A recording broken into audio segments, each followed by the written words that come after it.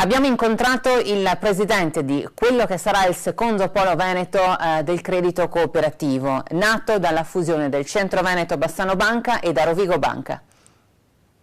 Centro Veneto Bassano Banca e Rovigo Banca in fusione per dare vita al secondo polo veneto del credito cooperativo, che sarà guidato dall'attuale presidente di Centro Veneto Bassano Banca, Gaetano Marangoni.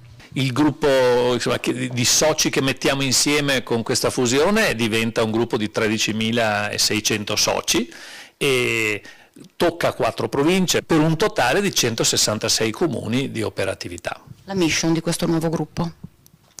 Rispondere alle sfide che ci pongono il mercato, il regolatore europeo, ovvero la BCE, e i nostri soci.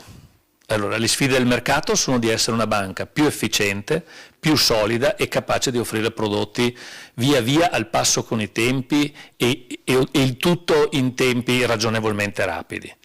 Per quanto riguarda la BCE, aumentare la capacità di presidiare i rischi. E poi i soci, perché siamo una banca di credito cooperativo. Non abbiamo nessuna intenzione nel mentre cresciamo di dimensione di perdere il nostro contatto e quindi creeremo dei presidi locali per ogni area che ha caratterizzato la nascita di questa banca, in cui ci sarà un ufficio specializzato preposto alle relazioni con i soci per dare sì risposte tecniche ma anche risposte in senso più ampio. Vogliamo continuare a coltivare tradizioni locali, sostenere lo sport, sostenere la scuola, i giovani quindi in generale e tutto quello che costituisce un riferimento identitario per i nostri soci e per il nostro territorio.